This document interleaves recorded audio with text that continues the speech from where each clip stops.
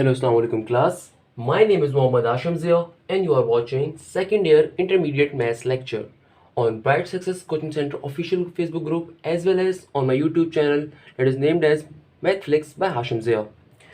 बेटा हमारा एक्सरसाइज 3.2 हमने लास्ट क्लास में कंप्लीट करी थी। अब हमारे पास आती है एक्सरसाइज 3.1।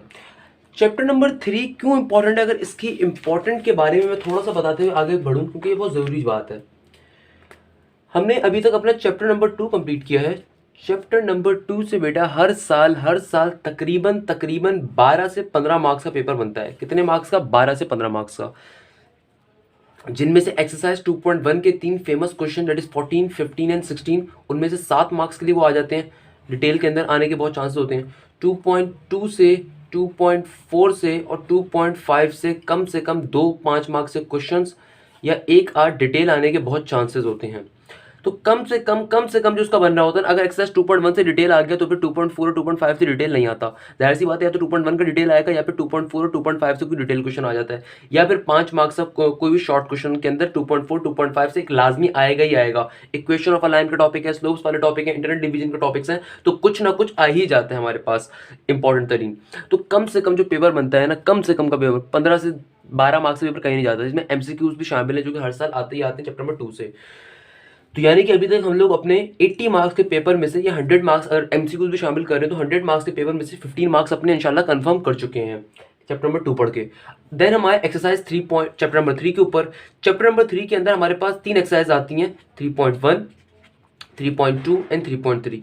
3.3 जो है वो इस साल के लिए निकाल दी गई है, रिड्यूस सिलेबस कर दिया गया। 3.1 3.2 हम कर रहे होंगे, जिनमें से एक्सरसाइज 3.2 अल्हम्दुलिल्लाह हम लोग कंप्लीट कर चुके हैं। हर साल एक्सरसाइज 3.2 से या तो एक डिटेल या एक शॉर्ट लाजमी आता है, या तो एक डिटेल या एक शॉर्ट लाजमी आता है, या फिर बहुत बार डिटेल और शॉर्ट दोनों आने के चांसेस भी हैं। तो कम से कम इससे 8 से 9 मार्क्स कहीं नहीं गए, क्योंकि 1 से 2 मार्क्स के एमसीक्यूज लगाने आप लोग।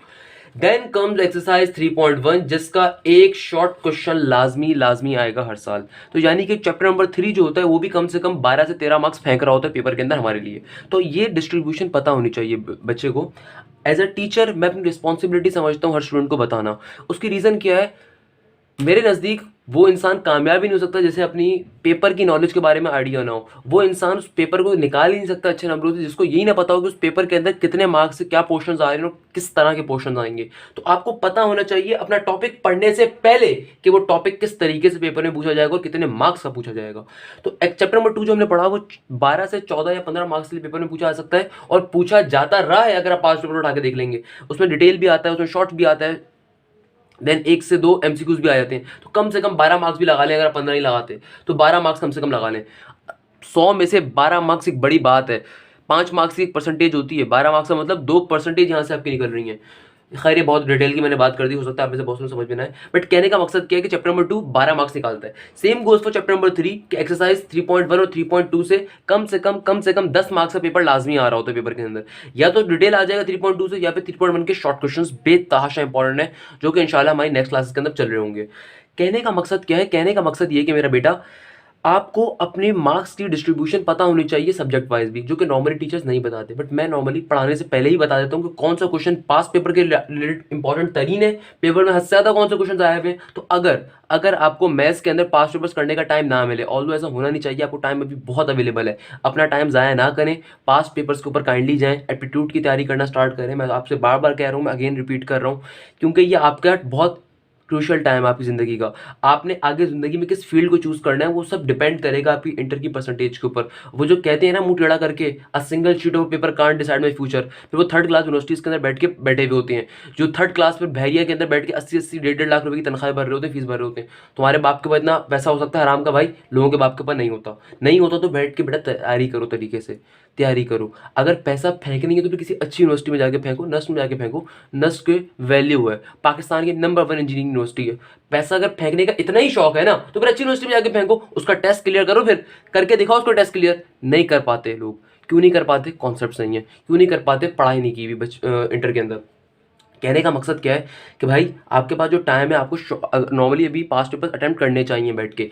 आपको चाहिए कि आपको जो टॉपिक्स हो गए हैं आप उनके पास्ट पेपर्स करें, वो पास्ट पेपर्स आपको इजीली ब्राइट सक्सेस के काउंटर से मिल जाएंगे।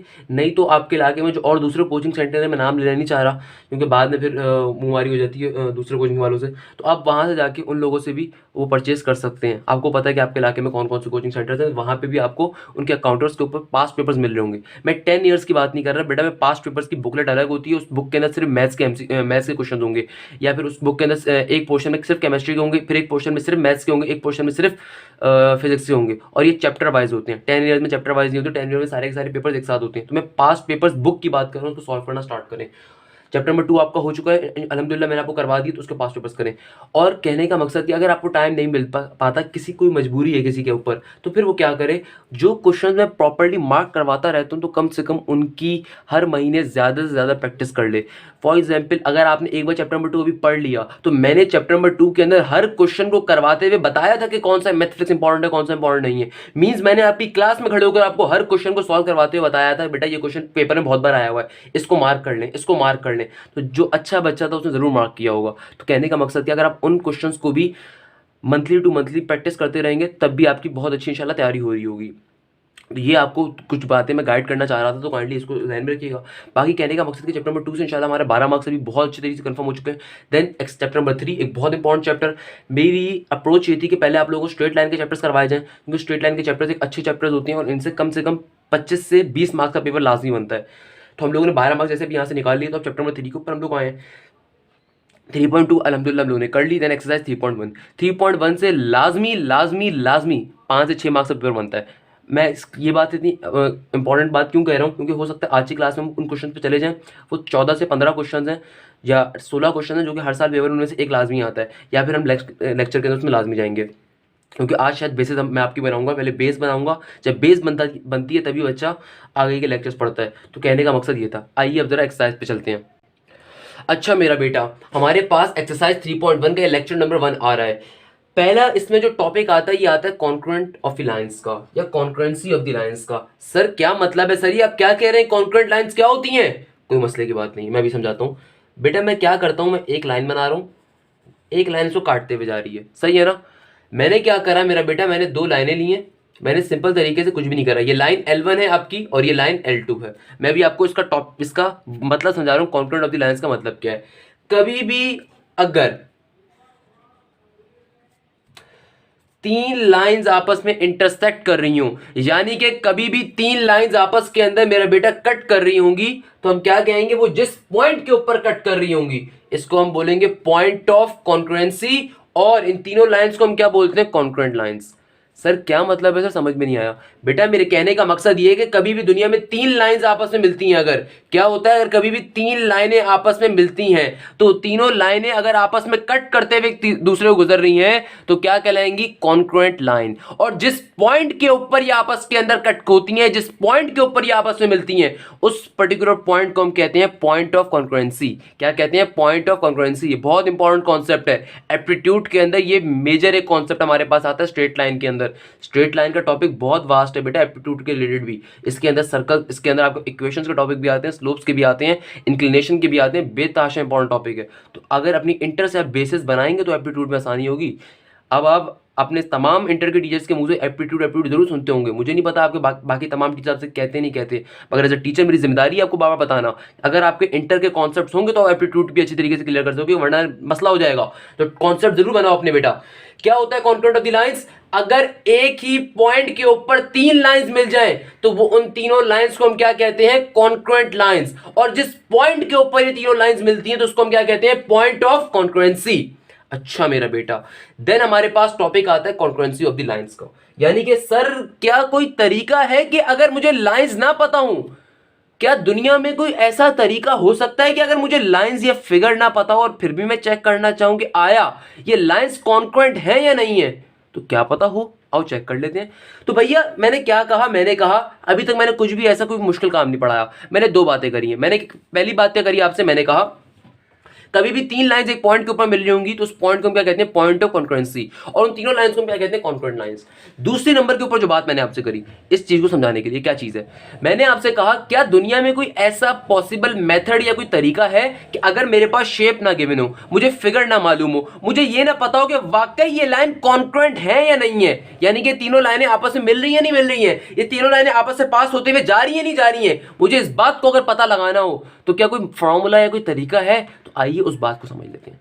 मैं कहता हूं कि मेरे पास तीन लाइनें हैं, लाइन 1 की वैल्यू है a1x plus b1y plus c1, line 2 की वैल्यू है a2x plus b2y plus c2, और एक लाइन 3 है उसकी वैल्यू है a3x plus b3y plus c3। तो अगर ये तीनों लाइनें, अगर ये लाइन 1 लाइन 2 लाइन 3 आपस में क्या होंगी, कॉन्करेंट होंगी, यानी कि ये एक ही पॉइंट के ऊपर अगर तीनों लाइनें मिल रही हैं तो लाजमी सी बात है कि इनका फॉर्मूले का आंसर 0 के बराबर आना चाहिए। और फॉर्मूला किस चीज का, सिंपल डिटरमिनेंट का फॉर्मूला है कि लाइन 1 के वैल्यूज पहली रो में लिखी जाएंगी a1 b1 c1, लाइन 2 की वैल्यूज सेकंड रो में लिखी जाएंगी, ये वाली चीज रो होती है मेरा बेटा, ये वाली चीज कॉलम होती है, हॉरिजॉन्टल चीज हमेशा रो होती है, वर्टिकल चीज हमेशा कॉलम होती है। बच्चा इंटर कंप्लीट कर लेता है, उसको यही कॉन्सेप्ट नहीं पता होता। क्यों नहीं पता होता? ट्यूशन वाली बाजियों को 500 रुपया देके पढ़ रहा होता है। a2 यहां पर आता है, सेकंड लाइन के एलिमेंट्स रो 2 में लिखे जाते हैं a2 b2 और c2, और थर्ड लाइन के एलिमेंट्स हमारे थर्ड लाइन की एलिमेंट्स हमारे थर्ड रो में लिखे जाएंगे a3 b3 और c3। तो क्या फॉर्मूला बन गया कि कभी भी अगर तीन लाइंस आपस में क्या है मेरा बेटा, कॉन्करेंट, तो एक लाजमी सी बात है कि इनकी लाइन का या डिटरमिनेंट का आंसर हमेशा 0 के बराबर होगा। और डिटरमिनेंट के अंदर कौन सी वैल्यूज होंगी, लाइन 1 लाइन 2 लाइन 3 की तमाम वैल्यूज को डिटरमिनेंट में रखेंगे और उसका आंसर क्या आना चाहिए, हमेशा 0। अगर 0 के बराबर आ गया तो इसका मतलब यह है कि तीनों के तीनों एक पॉइंट के ऊपर मिल रहे हैं। अच्छा, तो आइए, लगता है आपका कॉन्सेप्ट हिला नहीं है अभी तक। अगर नहीं हिला तो पता नहीं, आप लोगों ने सवाल पूछना चाहिए था। अब चूंकि हम लोग ऑनलाइन मीडियम में, तो मुझे नहीं पता कि आपके जहन में कोई क्वेश्चन आया नहीं आया, मगर एक क्वेश्चन आना चाहिए था, और उस क्वेश्चन को पहले यहाँ पे डिफाइन कर देता हूँ। बच्चे के जहन में क्वेश्चन जरूर आता है, सर अभी हमने पढ़ा तीन लाइनें मिल रही हैं, तो सर अगर दो लाइनें मिलती हैं तो उसका क्या नाम होता है? तो सर ये आपने क्या बात कर दी, सर समझ में नहीं आया। सर आपने कहा कि कभी भी दुनिया के अंदर अगर तीन लाइनें मिल रही होंगी तो उस पर्टिकुलर पॉइंट को हम क्या कहते हैं, पॉइंट ऑफ कॉन्करेंसी। तो सर अगर दो लाइनें मिल रही होती हैं तो उस पॉइंट को हम क्या कहते हैं? सर ये क्वेश्चन है सर, एक नॉर्मल सा। क्या जहन में एक सवाल आता है कि सर दुनिया में अगर दो लाइनें मिल रही होती हैं तो उसके पॉइंट को हम क्या बोलेंगे? आपने तो अभी कहा कि तीन लाइनें मिलेंगी तो उस पॉइंट को हम क्या कहते हैं, पॉइंट ऑफ कॉन्करेंसी। अगर दो लाइनें एक दूसरे से टकरा रही हैं और जिस पॉइंट पे टकरा रही हैं तो उस पॉइंट को हम क्या बोलेंगे, पॉइंट ऑफ इंटरसेक्शन। क्या बोलते हैं मेरा बेटा, अगर कभी भी दुनिया में दो लाइनें आपस में टकरा रही हो, इंटरसेक्ट कर रही हो, तो जिस पॉइंट पे टकरा रही होती है उसको हम क्या कहते हैं, पॉइंट ऑफ इंटरसेक्शन। बहुत मशहूर एमसीक्यू, बेतहाशा इंटरमीडिएट में पूछे जाने वाला। सेकंड कॉन्सेप्ट लेते हैं, और कभी अगर तीन लाइनें आपस में टकरा रही हो सर तब क्या होगा? तब उसको क्या कहते हैं, जिस पॉइंट के ऊपर ये तीनों लाइनें आपस में टकरा रही होंगी उस पॉइंट को हम कहते हैं पॉइंट ऑफ कॉन्करेंसी। अब मेरे पास एक छोटी सी एग्जांपल आ जाती है, 1988 या 1999 किसी पेपर के अंदर ये पूछी गई क्वेश्चन, तो तभी मैंने अपना लिख लिया, या फिर हो सकता है बुक का क्वेश्चन हो। बड़ा नॉर्मली मेरी जितने भी एप्टीट्यूड के लेक्चर्स होते हैं, जितने मेरे इंटरमीडिएट के लेक्चर्स होते हैं, मेरी कोशिश ये होती है कि एग्जांपल्स वो दूं जो कि पास्ट पेपर में ज्यादा से ज्यादा आई हुई हूं। अच्छा, क्या कह रहा है, शो डेट दी लाइन, इसकी वैल्यू दे दी, इसकी वैल्यू दे दी और रिकॉर्ड लाइन की वैल्यू दे दी, are the concurrent, also find the point of concurrency. बहुत ही अच्छा क्वेश्चन है। क्या फरमा रहा है, फरमाता है कि पॉइंट ऑफ कॉन्करेंसी की वैल्यू भी निकालो, यानी कि उस पॉइंट की वैल्यू निकालो। अच्छा पहले क्वेश्चन समझ लेते हैं, हो सकता है आपको समझ में ना आए हो। क्वेश्चन के अंदर आपको तीन इक्वेशंस गिवन है और आपसे कह रहे हैं कि प्रूफ करके बताओ कि आया ये तीनों लाइनें कॉन्करेंट हैं भी या नहीं है। तो मैंने क्या बताया था अभी, क्या तरीका होता है प्रूफ करने का कि लाइंस कॉन्करेंट है या नहीं है? आपको इस फॉर्मूले में डालना पड़ेगा, उसका आंसर अगर 0 के बराबर आ गया इसका मतलब क्या, लाइंस कॉन्करेंट है। यानी कि इन तीनों लाइंस के डिटरमिनेंट का आंसर अगर 0 के बराबर आ गया तो उसका मतलब क्या होगा, लाइंस कॉन्करेंट है। पहले नंबर के ऊपर तो ये चीज प्रूफ करनी है, मगर बात अभी खत्म नहीं हुई। दूसरे नंबर पे क्या कह रहा है, also find the point of concurrency. Sir इसका मतलब क्या हुआ, यानी कि सर जिस पॉइंट के ऊपर ये तीनों लाइनें मिल रही हैं उस पॉइंट को भी बताना है। तो सर पॉइंट जो होता है वो तो हमने आज तक पढ़ा हुआ है, क्या होता है, एक्स कॉमा वाई। तो सर क्या हमें एक्स और वाई की वैल्यू निकालनी है? तो सर क्या हम कैसे निकालेंगे वैल्यू? जहन में तमाम के तमाम क्वेश्चन आते हैं। इतना अरसा होगा टीचिंग करते हुए, तो मैं कोशिश करता हूँ ऑनलाइन मीडियम के अंदर उसी लैंग्वेज को यूज करूँ जिस लैंग्वेज को बच्चा पूछ रहे होते हैं। तो ये दो तरह के क्वेश्चन आते हैं। तो अगर मैं इसको डिफाइन करूं, आपने बिल्कुल सही कहा, सबसे पहले नंबर के ऊपर तो हमें पता लगाना है कि आया ये तीनों जो इक्वेशंस गिवन है लाइन की, ये तीनों की तीनों लाइंस हमारे पास कॉन्करेंट है भी या नहीं है। सेकंड नंबर के ऊपर हमें इस पॉइंट की वैल्यू बतानी है, जिस पॉइंट के जो कि पॉइंट ऑफ कॉन्करेंसी यानी कि एक्स और वाई। और एक्स और वाई निकालने के लिए हमेशा हमें दो इक्वेशन का सहारा लेना पड़ता है। तो सर यहाँ पे तो तीन इक्वेशन है, कोई मसले की बात नहीं बेटा। तीन इक्वेशन तो क्या हुआ कि तीन इक्वेशन करके हम दो इक्वेशन को भी सेलेक्ट करके हम एक्स और वाई की वैल्यू नहीं निकाल सकते? वैल्यू निकाल सकते हैं सर, बिल्कुल निकाल सकते हैं। यानी कि हम सॉल्व कैसे करेंगे एक्स और वाई के लिए? इन तीन में से कोई भी दो इक्वेशंस को आपस में साइमल्टेनियसली सॉल्व करवाएंगे और एक्स और वाई की वैल्यू आ जाएगी। तो इस तरीके से हम इसको सॉल्व करेंगे। तो आइए जरा बढ़ते हैं, अब जरा पहला पार्ट निकालते हैं, फिर पार्ट बी को फाइंड करते हैं। तो बेटा हमें पहला इसका पार्ट क्या कह रहा है, हमें प्रूफ करके बताना है कि आया ये लाइन वाकई कॉन्करेंट है या नहीं है। तो कैसे करेंगे भाई? आपको तीन इक्वेशंस गिवन है लाइन की। तो पहली जो आपको इक्वेशन गिवन है उसको हम L1 कह देंगे। क्या इक्वेशन गिवन है? 5x प्लस का 3y माइनस का 7 इक्वल टू 0। और मैंने अभी आपको बताया यहाँ पे a क्या होगा, जो फर्स्ट टर्म होती है हमेशा हमारी x वाली टर्म क्या होती है? a। तो a की वैल्यू क्या आ गई? 5। b की वैल्यू क्या होगी मेरा बेटा? 3। b की वैल्यू क्या होगी? 3। और c की वैल्यू क्या होगी मेरा बेटा? माइनस का 7। सही है। फिर हमें लाइन 2 गिवन है।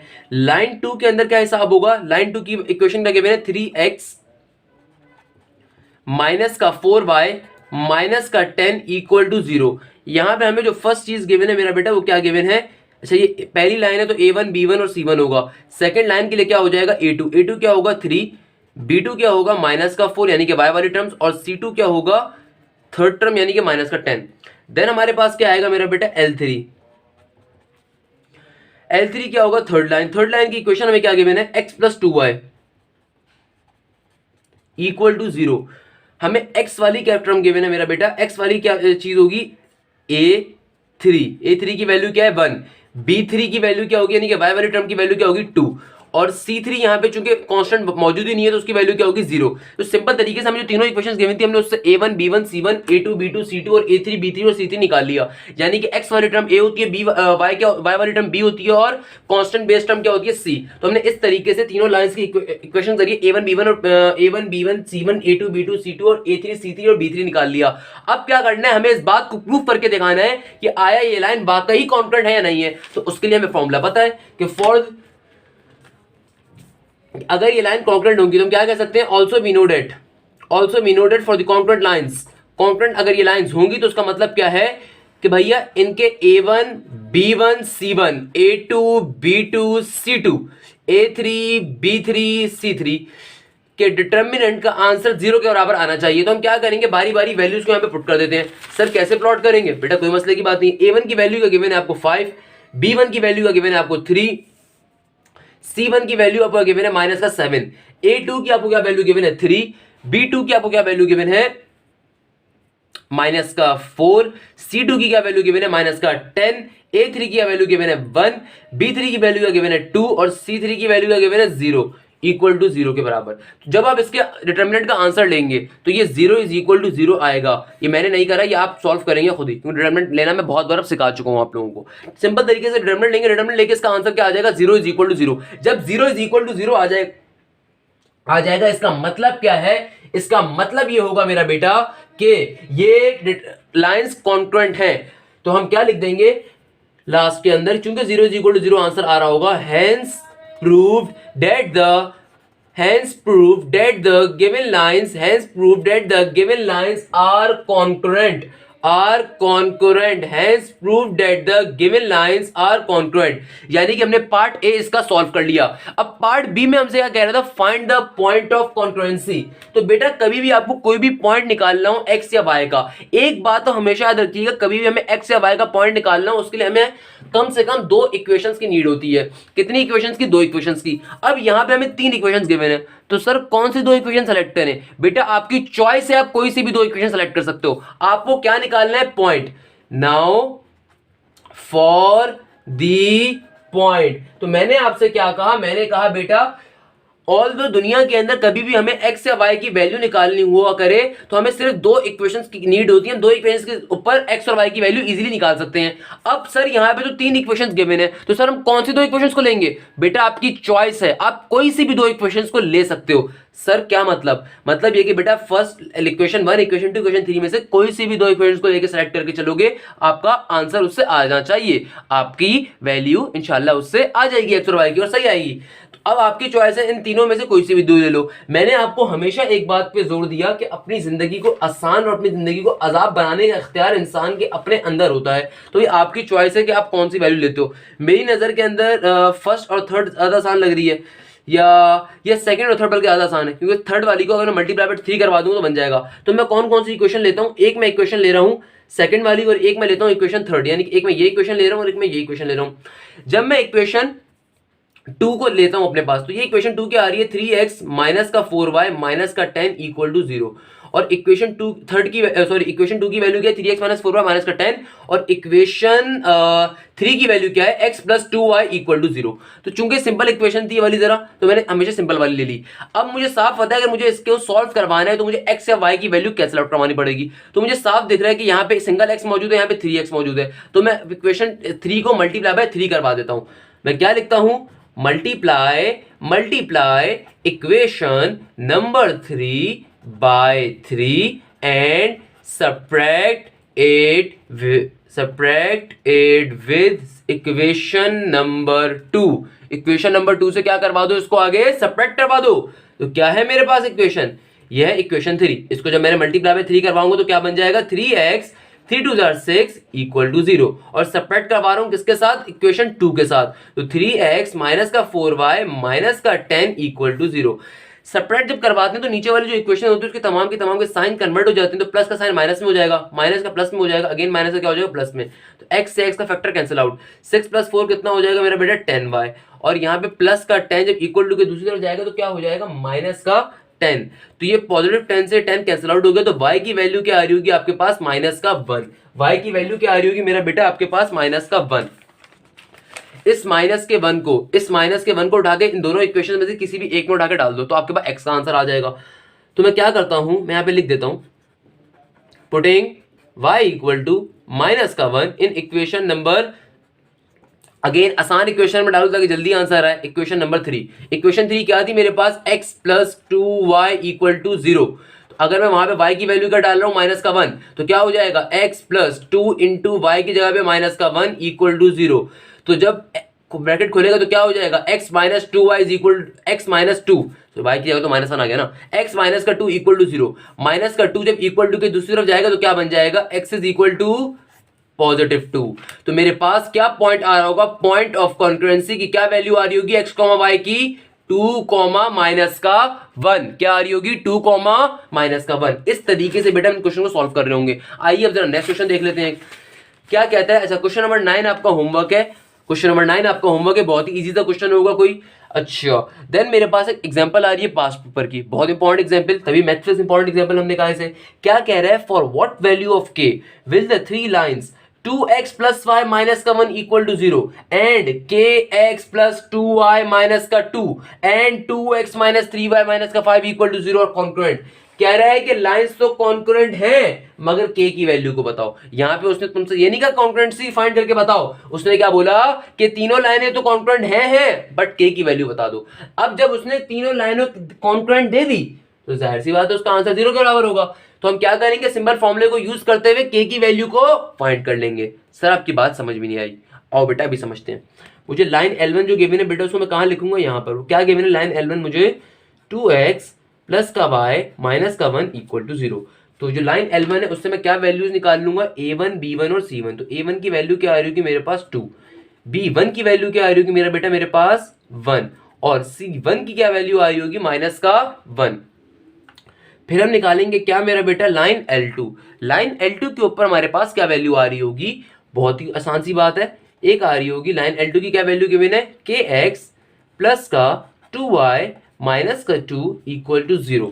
तो मेरे पास जो लाइन L2 गिवन है इसमें क्या क्या फैक्टर्स आ रहे होंगे, जाहिर सी बात है, एक आ रहा होगा a2 is equal to k, दूसरा आ रहा होगा b2 इज इक्वल टू 2, और तीसरा क्या आ रहा होगा, c2 is equal to minus का 2 आ रहा होगा मेरा बेटा।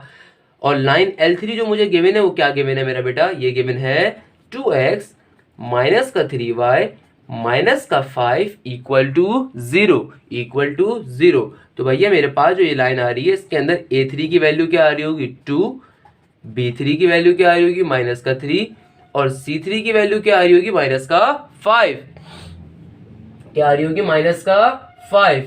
तो मेरे पास ये क्वेश्चन गिवन है, मुझसे कहा हुआ है क्या निकाल के बताओ, पॉइंट ऑफ के की वैल्यू को निकाल के बताओ। क्या निकाल के बताओ? के की वैल्यू को। बहुत ही आसान सा क्वेश्चन है, कोई मसले की बात नहीं है।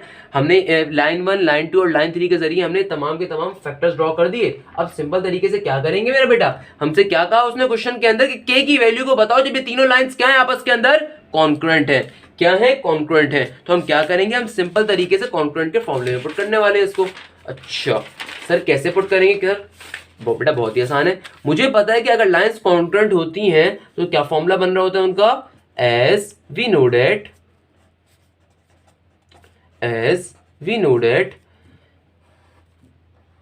A1 B1 C1, A2 B2 C2, A3 B3 C3 किसके बराबर होंगे? हमेशा 0 के बराबर होंगे। तो हमें A1 B1 की क्या वैल्यू आई बेटा हमारे पास लाइन 1 से? A1 की क्या वैल्यू आई हमारे पास? A1 की वैल्यू आई 2, B1 की क्या वैल्यू आई 1 और C1 की क्या वैल्यू आई -1, A2 की क्या वैल्यू आई मेरा बेटा K, B2 की क्या वैल्यू आई 2 और C2 की क्या वैल्यू आई -2।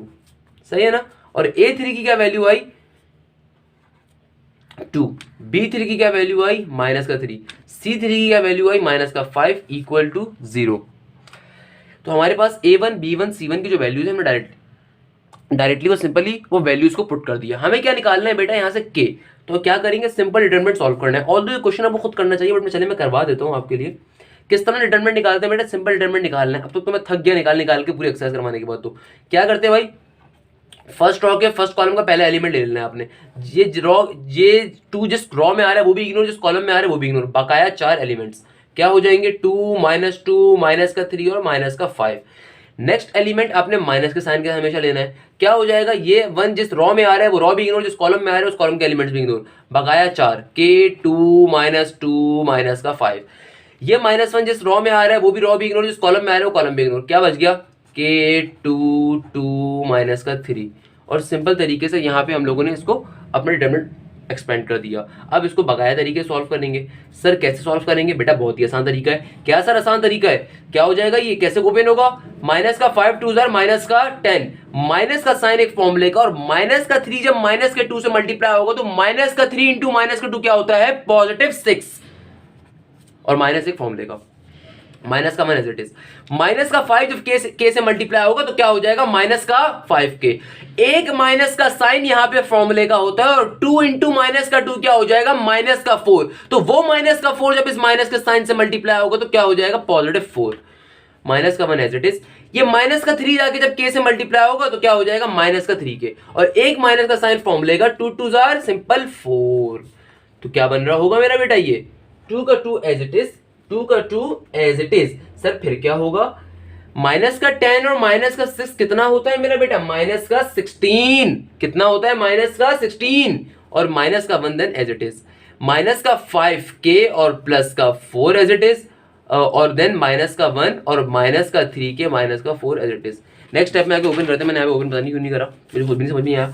अच्छा 16 2 क्या हो जाएगा, -16 जब 2 से मल्टीप्लाई होगा तो मेरा बेटा क्या बन जाएगा, -32। आगे बढ़ते हैं बेटा, जब माइनस का साइन ये ब्रैकेट अब ओपन होगा तो माइनस साइन जाके -1 दोनों चीजों से मल्टीप्लाई होगा, तो -1 जब -5k से मल्टीप्लाई होगा तो क्या बन जाएगा, +5k। ओके भाई, -1 जब +4 से मल्टीप्लाई होगा तो क्या बन जाएगा, -4। ओके भाई, अब ये -1 जब -3k से मल्टीप्लाई होगा तो क्या हो जाएगा, +3k। और ये -1 जब -4 से मल्टीप्लाई होगा अगेन तो क्या बन जाएगा, +4। अच्छा मेरा बेटा, तो ये क्या बन गया यहाँ पर, +5k और +3k कितना होता है, पहले तो इसको सॉल्व कर लेते हैं। इक्वल टू के दूसरी तरफ क्या चीज चल रही है हमारे पास, 0। इक्वल टू के दूसरी तरफ बेटा क्या चीज चल रही है हमारे पास, 0। तो यहाँ पे क्या आएगा, 0 0 0। अच्छा, क्योंकि इक्वल टू के डिटरमिनेंट का इसका आंसर क्या होता है, 0 के बराबर। तो इक्वल टू की दूसरी तरफ क्या चीज चल रही होगी, 0। तो इस बात को ध्यान में रख लीजिएगा। 5k + 3k क्या होता है मेरा बेटा हमारे पास, 8k। और -32 -4 और +4 से तो -4 और +4 कैंसिल आउट हो गया, तो सिंपल -32 यहाँ पे बच रहा होगा। ऐसा ही है, बिल्कुल ऐसा ही है। ये -32 जब इक्वल टू की दूसरी तरफ जाएगा तो क्या बन जाएगा, +32। और यहाँ पे क्या मौजूद है 8k। तो 8 जो है k से पहले मल्टीप्लाई हो रहा है, वहां पे जाके 32 से क्या हो जाएगा डिवाइड, तो 32 डिवाइडेड बाय 8 हो जाएगा। 8 के टेबल में 32 कहां पर आ रहा होता है, जाहिर सी बात है आपको बेटा पता ही होगा, k के टेबल में 4 के ऊपर आ रहा होता है, 8 के टेबल के अंदर 4 के ऊपर 32 मिलता है। तो फाइनली मेरे पास जो k की वैल्यू आ रही होगी वो क्या आ रही होगी 4। तो ये क्वेश्चन बेटा पास्ट पेपर में एक दो दफा आ चुका है, इसको इस तरीके से सॉल्व करना है हम लोगों ने। अब जो नेक्स्ट क्वेश्चन मेरे पास आ रहा है, ऑल दो ये लास्ट क्वेश्चन जैसा ही है, बट मैं इसको खुद करवाना है इसलिए जरूरी समझता हूँ क्योंकि ये बेतहाशा बार पेपर में पूछे आने वाला, इस पर्टिकुलर टॉपिक से बेतहाशा बार पूछे आने वाले क्वेश्चन एक क्वेश्चन है। ऑल दो ये जो टॉपिक हम आज के लेक्चर में पढ़ रहे हैं ये सबसे हल्का टॉपिक है एक्सरसाइज 3.1 का, सबसे इंपॉर्टेंट टॉपिक जिसके बारे में मैंने भी आपको बताया कि वो 16 क्वेश्चन है, वो 16 क्वेश्चन लाजमी लाजमी लाजमी पेपर में उनमें से एक आएगा, वो इंशाल्लाह नेक्स्ट लेक्चर का टॉपिक है, क्योंकि वो एक बड़ा टॉपिक है, उसको एक्सप्लेन करने में थोड़ा टाइम लगेगा। और अगर बट उसका अगर एक क्वेश्चन आपको समझ में आ गया तो बकाया 16 क्वेश्चन इंशाल्लाह समझ में आ जाएंगे, मेरा पढ़ाने का तरीका ऐसा है। तो मेरे पास लास्ट क्वेश्चन आ रहा है इंशाल्लाह, क्या कह रहे हैं इसमें क्वेश्चन नंबर 10 के अंदर, for what value of k will the three lines are y is equal to 2x plus 1, y is equal to x plus 1, y is equal to kx plus 3।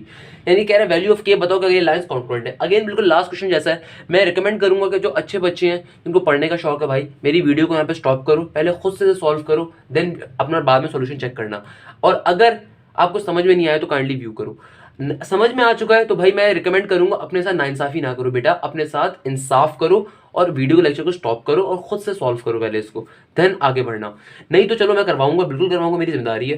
क्या कह रहा है, वैल्यू ऑफ k निकालनी है आपको, 3 लाइनें given है। पहली हमें इक्वेशन का दे रहा है लाइन 1 की, y is equal to 2 into x plus का 1, सही है, नहीं में इक्वेशन दे रहा है तो क्या बन जाएगा, ये आपका हमारे पास क्या आ रहा होगा, जाहिर सी बात है क्या बन जाएगा, y इज इक्वल टू, ये 2 जाके दोनों टर्म से मल्टीप्लाई होगा तो क्या बन जाएगा 2x प्लस का 2। हमेशा x वाली टर्म्स पॉजिटिव होनी चाहिए, तो y को वहां शिफ्ट कर देता हूं, तो क्या बन जाएगा 0 is equal to 2x minus का y प्लस का 2। अब ये इक्वेशन लाइन 1 की बनी है, पहले इक्वेशन नहीं थी। तो यहाँ पे मेरे पास a1 की क्या वैल्यू आ रही होगी मेरा बेटा, a1 की वैल्यू आ रही होगी 2, b1 की क्या वैल्यू आ रही होगी माइनस का 1, c1 की क्या वैल्यू आ रही होगी पॉजिटिव 2। अच्छा मेरा बेटा, देन हमारे पास क्या गिवन है लाइन 2, लाइन 2 के अंदर हमारे पास क्या इक्वेशन गिवन है, y is equal to x plus का 1। अगेन ये y is equal to x plus 1 given है, y वाली टर्म्स को वहां शिफ्ट करेंगे तो क्या हो जाएगा 0 is equal to x minus का y प्लस का 1, x माइनस y प्लस का 1 इक्वल टू 0 हम लोगों ने यहाँ पे लिखा हुआ है। तो मेरे पास लाइन 2 की वैल्यूज क्या आ रही होंगी, a2 की क्या वैल्यू आ जाएगी पॉजिटिव 1, b2 की क्या वैल्यू आ रही होगी माइनस का 1, और c2 की क्या वैल्यू आ रही होगी 1। अल्लाह के वास्ते मुझसे ये मत पूछना सर ये a2 b2 और c2 कैसे आया, आप लोग इंटरमीडिएट के अंदर हो मेरा बेटा। a क्या होता है x वाले टर्म का कोफिशिएंट, कोफिशिएंट क्या होता है वेरिएबल के साथ लिखा गया नंबर, तो x के साथ अभी कोई नंबर नहीं लिखा हुआ इसका मतलब क्या 1 है। b2 क्या होता है y के साथ लिखा गया नंबर या y का कोफिशिएंट, यहाँ पे y के साथ कोई नंबर नहीं लिखा हुआ गया, इसका मतलब क्या है वहां पे 1 मौजूद है। और c क्या होता है सिंपल कांस्टेंट टर्म। देन हमारे पास क्या मौजूद है L3, L3 की वैल्यू क्या गिवन है y is equal to kx plus का 3। अब जाहिर सी बात है पॉजिटिव y इक्वल टू की दूसरी तरफ जाएगा तो क्या बन जाएगा 0 is equal to kx minus का y प्लस का 3। तो ऑब्वियसली सी बात है मेरा बेटा, जो x वाली टर्म होती है उसे हम क्या कहते हैं a3, a3 क्या होगा k, b3 क्या होगा माइनस का 1 और c3 क्या होगा सिंपल 3। तो सिंपल तरीके से इस क्वेश्चन को सॉल्व कर लेंगे हम आगे। सर समझ में नहीं आया सर आप सॉल्व करें, सही है बेटा मैं आपको थोड़ा सा और गाइड कर देता हूँ कैसे होगा। क्या करना है, हमें k की वैल्यू को फाइंड करना है। k की वैल्यू कब फाइंड करना है, जब पॉइंट क्या हो कॉन्ग्रुएंस, इसको मैं यहाँ पे रिमूव कर देता हूँ, क्या हो लाइंस क्या है कॉन्ग्रुएंट है। तो सिंपल तरीके से हमें पता है जब कभी दुनिया में लाइंस कॉन्ग्रुएंट होती है तो उनके लिए क्या फॉर्मूला बनता है। तो अगर मैं यहाँ पे लिखूँ एज वी नो डेट क्या होता है भैया a1 b1 c1 a2 b2 c2 a3 b3 c3, यानी कि तीनों लाइंस के a b और c के फैक्टर्स का डिटरमिनेंट का आंसर हमेशा अगर 0 के बराबर आएगा तो इसका मतलब क्या है लाइंस कॉन्ग्रुएंट है। अब क्वेश्चन में कहा है लाइन तो कॉन्ग्रुएंट है मगर किसकी वैल्यू बताओ, वैल्यू ऑफ k बताओ। अभी बता देते हैं भाई, a1 की वैल्यू क्या है हमारे पास 2, b1 की क्या वैल्यू है हमारे पास माइनस का 1, c1 की क्या वैल्यू है हमारे पास 2, a2 की क्या वैल्यू है हमारे पास 1, b2 की क्या वैल्यू है हमारे पास माइनस का 1 और c2 की क्या वैल्यू है हमारे पास 1, a3 की क्या वैल्यू है हमारे पास k, b3 की क्या वैल्यू है हमारे पास माइनस का 1 और c3 की क्या वैल्यू है हमारे पास 3, इक्वल टू 0। हम क्या करेंगे सर अब बेटा, बहुत ही आसान सा तरीका है। सर क्या आसान तरीका है, बेटा कुछ मुश्किल काम नहीं है, अब बिल्कुल आसान सा काम, सिंपल तरीके से क्या लेना है, डिटरमिनेंट लेना है। सर कैसे लेंगे determinant, zero as it is यहाँ पर ओपनली खोलना है आपने इसको, क्या हो जाएगा, ये टू जिस रॉ में आ रहा है वो रॉ भी इग्नोर, जिस कॉलम में आ रहा है वो कॉलम भी इग्नोर, बाकी बकाया एलिमेंट्स लिख दिया -1 3। अब नेक्स्ट एलिमेंट हमेशा आपका डिटरमिनेंट के अंदर माइनस का साइन के साथ आता है। अब ये खुद से माइनस का साइन है तो क्या हो जाएगा, माइनस माइनस प्लस हो जाएगा। तो इसको मैं यहाँ पे शो कर देता हूँ। बाकाया चार एलिमेंट क्या क्या आ गए, 1k 1 3, और लास्ट वाला एलिमेंट हमेशा पॉजिटिव साइन के साथ आता है। तो क्या क्या आ गया, 1 -1 k और माइनस का 1। सिंपल तरीके से डिटरमिनेंट ओपन करेंगे इंशाल्लाह, कोई मसले की बात नहीं है। कैसे ओपन करेंगे, 3 इंटू माइनस का 1 माइनस का 3 हो गया, एक माइनस का साइन फॉर्मूले का, और -1 इंटू -1 क्या हो जाएगा, माइनस का 1। तो माइनस माइनस क्या हो जाएगा, प्लस का 1, और यहां पे भी माइनस माइनस क्या हो गया, प्लस का 1। 3 1 जार 3, और यहां पे देन क्या आता है, माइनस का साइन, और k 1 जार k, प्लस का 2 एज इट इज, माइनस का 1 इंटू 1 क्या हो जाएगा, माइनस का 1, एक माइनस का साइन फॉर्मूले का, और k इंटू माइनस का 1 माइनस का k, तो माइनस का k जब इस माइनस से मल्टीप्लाई करेगा प्लस का k हो जाएगा। तो 0 इज इक्वल टू 2 -3 + 1 माइनस का 2 प्लस का 1 एज इट इज, 3 माइनस के एज इट इज, प्लस का 2 एज इट इज, और माइनस का 1 प्लस का k। सिंपल तरीके से ब्रैकेट को ओपन कर लेंगे। कैसे ओपन करेंगे, 2 इंटू माइनस का 2 माइनस का 4, 1 जाके 3 और माइनस के k से मल्टीप्लाई होगा तो क्या हो जाएगा, सिंपल 3 माइनस का k, 2 जाके माइनस के 1 और प्लस के k से मल्टीप्लाई होगा तो क्या हो जाएगा, माइनस का 2 और प्लस का k। तो हमारे पास क्या वैल्यूज आ रही होंगी, माइनस का 4 और माइनस का 2 माइनस का 6, और माइनस का 6 और प्लस का 3, और माइनस का k प्लस का k। तो सर यहाँ पे तो k कैंसिल आउट हो गया, एक मिनट दिखाना, सॉरी सॉरी सॉरी, ये 2 जाके जब k से मल्टीप्लाई होगा तो क्या हो जाएगा, 2k। अच्छा मुझे भी अजीब हो गया था। माइनस का 6 प्लस का 3, सॉरी सॉरी, क्या हो रहा है, माइनस का 4 माइनस का 2 कितना हो जाएगा, माइनस का 6, और माइनस का 6 प्लस का 3 कितना हो जाएगा, माइनस का 3। दोबारा लिख लेते हैं, क्या हो जाएगा, माइनस का 3, और माइनस का k प्लस का 2k कितना हो जाएगा, प्लस का k। ये माइनस का 3 इक्वल टू के दूसरे चला जाएगा तो क्या हो जाएगा, k की वैल्यू क्या आ जाएगी हमारे पास, 3। अच्छा तो इस क्वेश्चन में k की क्या वैल्यू आ रही होगी, 3। वो बेसिकली मैंने इसको 2 को मल्टीप्लाई करना भूल गया था, मैं भी इंसान हूं, मुझसे भी गलती हो जाती है, तो नॉट अ बिग डील। अच्छा तो यहाँ पे हमारे पास ये पहला एक्सरसाइज 3.1 का टॉपिक कंप्लीट हो गया इंशाल्लाह। एक्सरसाइज 3.1 का जो टॉपिक नंबर 2 है वो इंशाल्लाह नेक्स्ट क्लास में डिस्कस कर रहे होंगे। वो किस चीज के ऊपर है मैं आपको थोड़ा सा एक्सप्लेन करके आइडिया दे दूं। वो बहुत बहुत मेजर टॉपिक है बेसिकली, इसलिए मैंने इस क्लास में उसको छेड़ने की कोशिश नहीं करी, क्योंकि मैं चाहूंगा कि वो आप नेक्स्ट वीडियो में समझें। उसकी रीजन क्या है, उसकी रीजन ये है कि मेरा बेटा वो टॉपिक बहुत इंपॉर्टेंट है। फजूल के अंदर 10-15 मिनट के अंदर अगर मैं पेलने के ऊपर आया तो पेल तो दूंगा, बट वो मजे का नहीं लगेगा ना आपको ना मुझे। तो मुझे इसलिए अच्छा नहीं लगेगा, मुझे अपने लेक्चर देने के बाद एहसास होता है कि मैंने क्या डिलीवर करा, अच्छा क्या खराब करा। एज अ टीचर मुझे सेटिस्फेक्शन हमेशा मिलनी चाहिए, और मेरे स्टूडेंट को भी वो सेटिस्फेक्शन मिलनी चाहिए। वो टॉपिक बेसिकली ये है हमारे पास, जो नेक्स्ट टॉपिक है इंशाल्लाह पढ़ रहे होंगे, equation of a line passing through the intersection of a line. यानी कि हम अब अगले जो 16 या 18 क्वेश्चंस कर रहे होंगे सिर्फ एक फैक्टर के ऊपर कर रहे होंगे। फैक्टर क्या होगा कि हमें एक इक्वेशन मालूम करनी होगी, मगर ये वो इक्वेशन नहीं है जो एक्सरसाइज 2.5 वाली थी कि equation of a line passing through the intersection of a line. यानी कि दो लाइंस आपस में क्या कर रही है, इंटरसेक्शन, और इनके बीच से अगर मैं एक लाइन गुजार दूं तो मुझे जो ग्रीन वाली लाइन है ना इसकी इक्वेशन फाइंड करनी हुआ करेगी।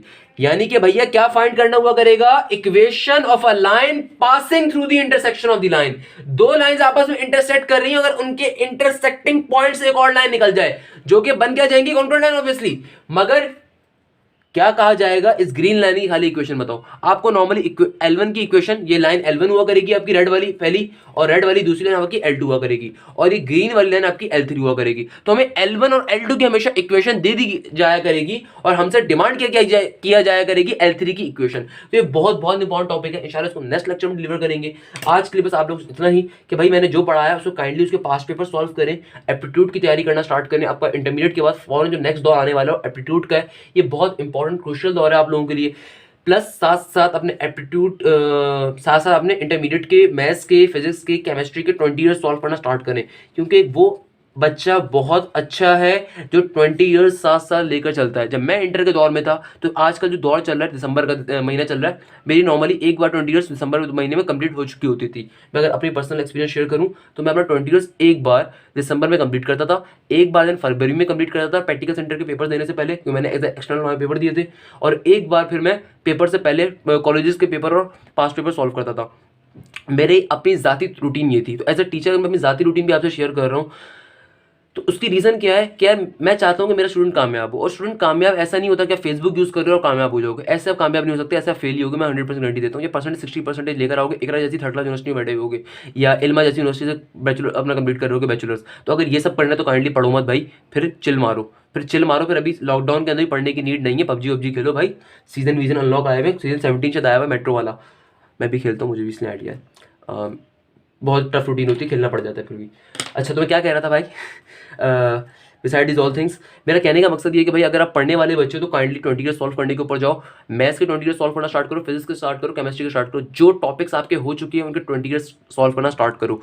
एप्टीट्यूड के लिए एक दिन रखो, एक दिन एप्टीट्यूड पढ़ा करो, अपने इंटर के कॉन्सेप्ट को रिवाइज करो, फर्स्ट ईयर केमिस्ट्री के, फर्स्ट ईयर फिजिक्स के, फर्स्ट ईयर मैथ्स के। अगर आप अच्छा पढ़ने वाले हो, किसी अच्छी जगह जाना चाहते हो, अपने साथ मेहनत करो। ये मेहनत करने की कोई तलकीन नहीं करेगा मेरे अलावा टीचर, मेरे नहीं ख्याल में कोई और करता होगा तुम लोगों को तलकीन के ये करो ये करो। एज अ टीचर मैं अपनी रिस्पॉन्सिबिलिटी समझता हूँ तमाम के तमाम स्टूडेंट जो हमें बैठे हुए हैं, चाहे वो मेरे बैच सक्सेस के स्टूडेंट्स हों या चाहे मेरे किसी ऑनलाइन मीडियम के स्टूडेंट्स हों। अल्हम्दुलिल्लाह अल्लाह ने थोड़ी इज्जत दी है तो काफ़ी लोग जानते हैं। बस मैं इतना कहूँगा यार, पढ़ाई करो, 20 ईयर्स परचेज कर लो किसी भी जाके मार्केट से, उर्दू बाजार से, नहीं तो कोचिंग सेंटर्स वगैरह से इजीली अवेलेबल होते हैं। मैं 10 ईयर्स की बात नहीं कर रहा, 20 ईयर्स अलग चीज़ होती है। 20 ईयर्स सब्जेक्ट वाइज होते हैं और उसमें चैप्टर वाइज पेपर्स गिवन होते हैं। फॉर एग्जाम्पल चैप्टर नंबर 2 के 4 से 5 पेज के ऊपर सारे 20 ईयर्स के क्वेश्चन गिवन होंगे, 2.1 के, 2.2 के, 2.4 के, 2.5 के, 2.3 तो बकवास एक्सरसाइज है।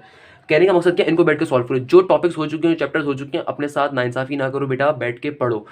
अगर तुम दिन के 3 बजे सो के उठते हो और रात के 5 बजे सो रहे हो तो फिर तुम पक्का फेल हो, मैं पहले बताता हूँ, तुम कामयाब इंसान नहीं हो।